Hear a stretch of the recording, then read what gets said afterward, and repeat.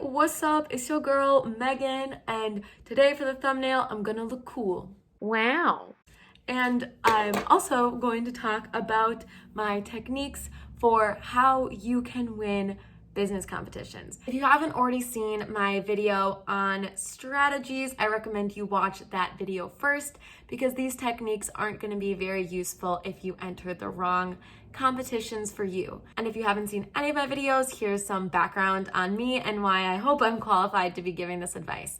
I am the CEO of a multi-million-dollar business. I started it 5 years ago and funded it with $116,000 from business competitions instead of getting investment. So I still own 100% of my company, which is really cool.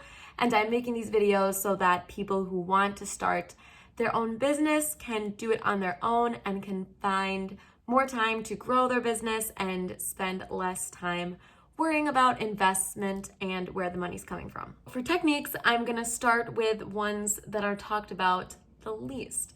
And the first one I wanna talk about is timing of the business presentation. I used to be one of those people that would plan the pitch to be as long as the allotted time. If the pitch time was 12 minutes and 30 seconds, I would plan a pitch to be 12 minutes and 30 seconds so I could fit in as much information as I could. I was thinking that the more I told the judges, the more likely I would be to win. But really, the success of a business competition is based on how well the judges think you run your business, how planned you are, how prepared you are, and how you would use the prize money. And when it comes to timing, you sound more prepared and comfortable when you talk slower and aren't worried about messing up. And the way to talk slower and not worry about messing up is to plan your pitch to actually be shorter than the allotted time. So that way you don't feel like you're going to be cut off. If something goes wrong in the beginning, you don't have to worry that you're gonna run out of time and mentally trying to be cutting things out on the spot. So I would always plan my pitches to be 1 or 2 minutes under the allotted time so that I could talk slowly, confidently, breathe, look everyone in the eye across the audience.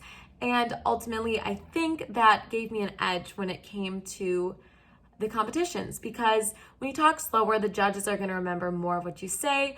And someone who's talking really fast when they're going through the pitch deck, talking about things that the judges don't necessarily know about, it's going to be hard for the judges to retain any of that information. And it's going to be hard for them to think that you're confident if you're talking really fast.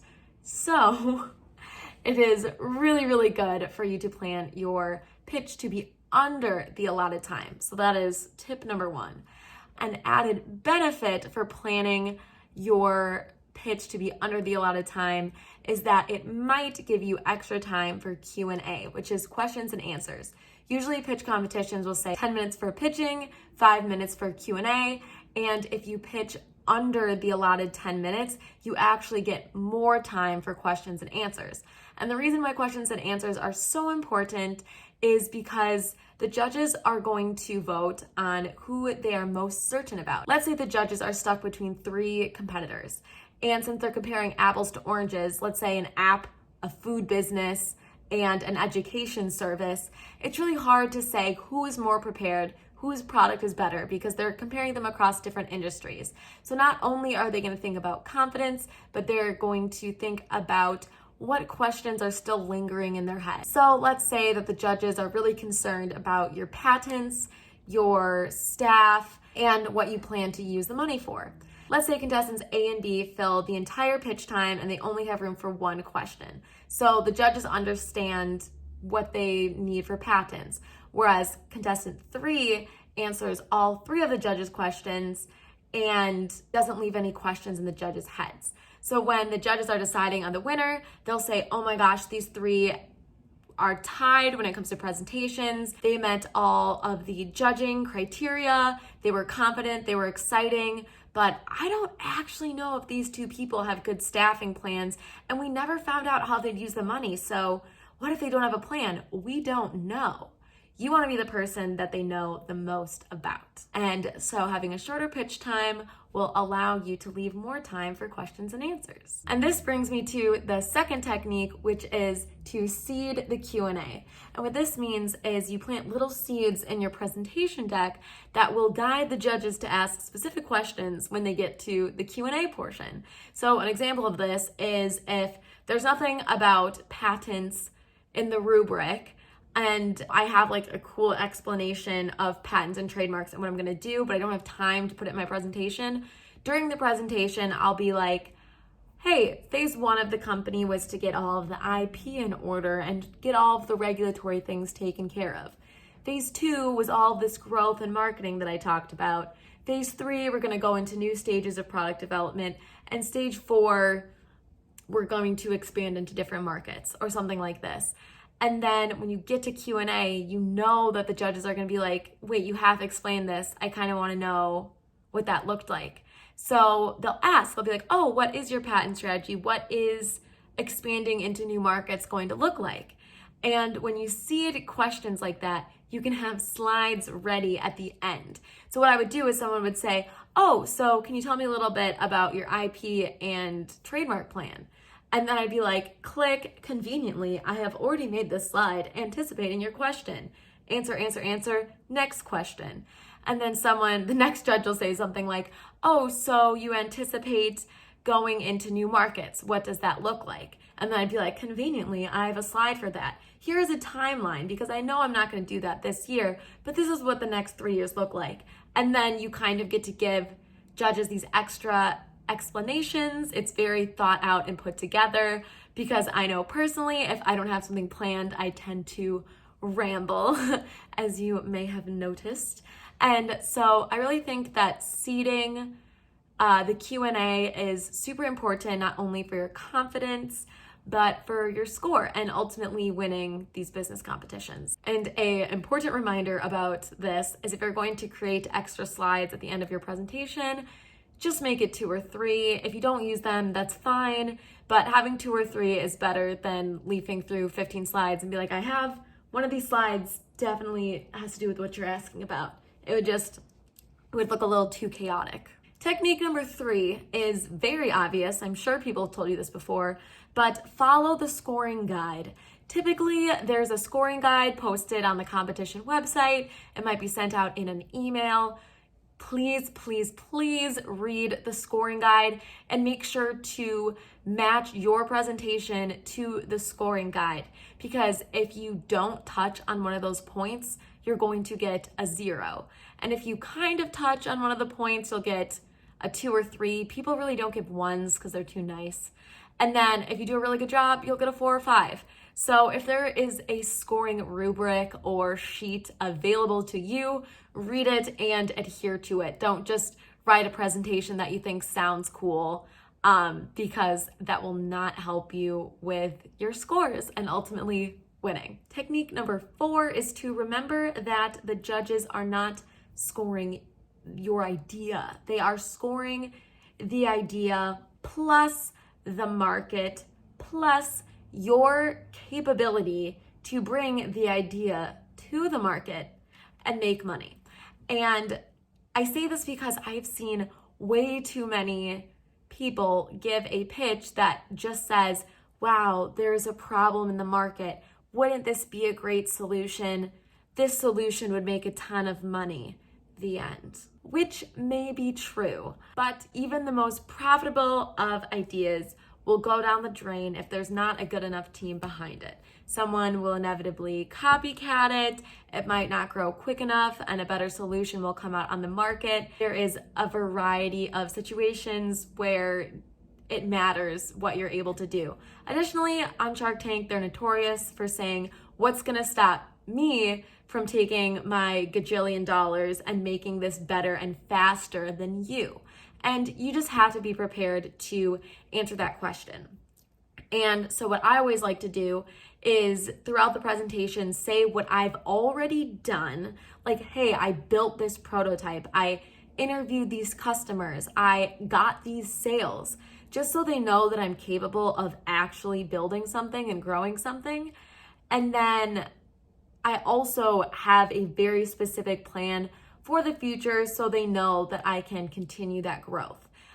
Some people take this the wrong way and think it's an accolades game. They'll say, I have a board of people from NASA, SpaceX, and China, and therefore trust me with this. That really says nothing about you. The competition is judging you more than you think, so be aware of that as you are planning out your presentation. Additionally, it is really helpful to build any sort of rough prototype just to show people. I was fortunate that my product was a tape, so I'd put it on my skin, scratch it, lift it off. Sometimes I'd pass around samples. One time I made like a cardboard box with like branding and messaging on it and passed it around to people.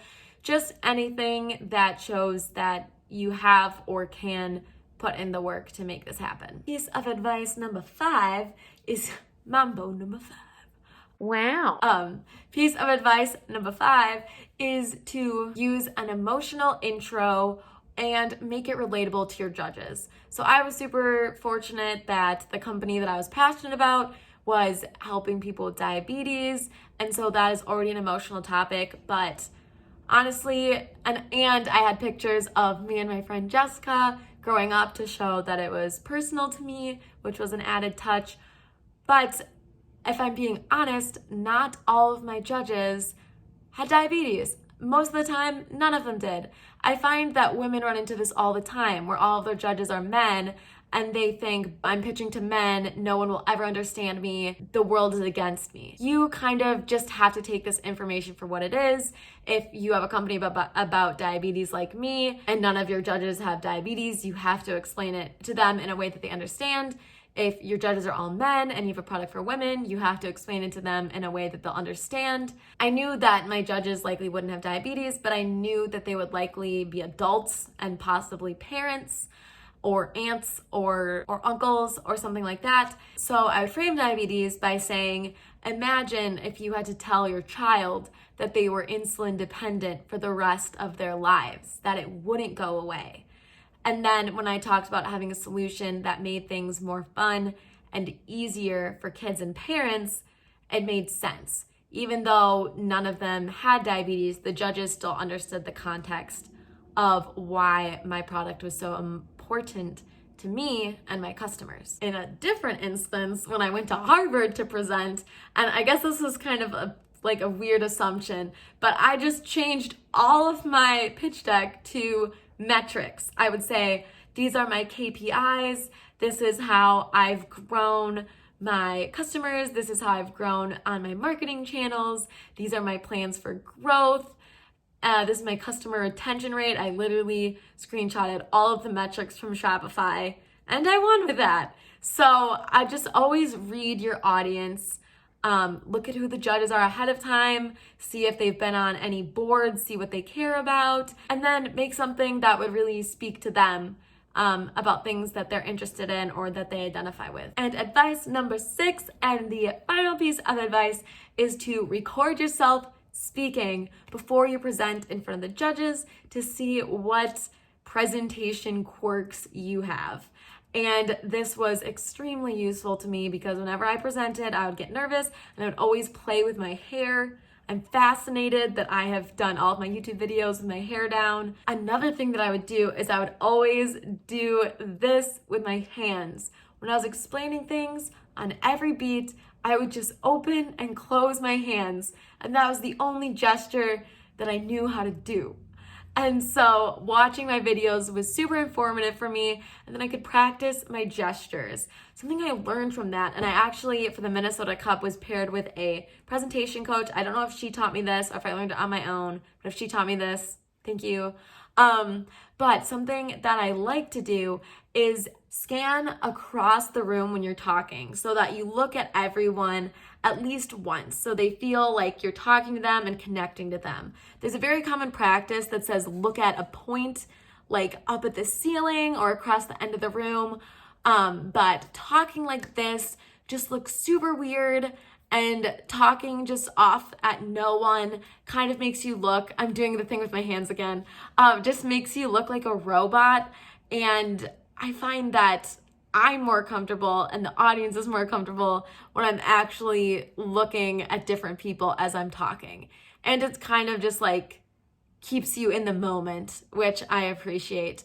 Another thing that I learned is usually if you're a very animated talker like I am when I present, people are always watching your face and like what you're doing.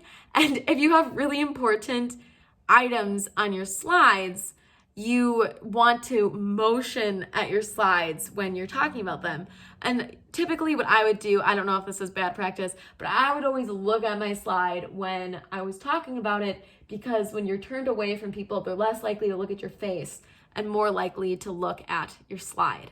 And bonus piece of advice that I forgot to put in the plan for this video, that I know you've heard a lot about, is to only have one picture or one key metric on most of the slides. I know it's very commonplace to say have less than 7 words per slide, but if I had a sentence on my slide, that would be a lot less impactful than having a metric.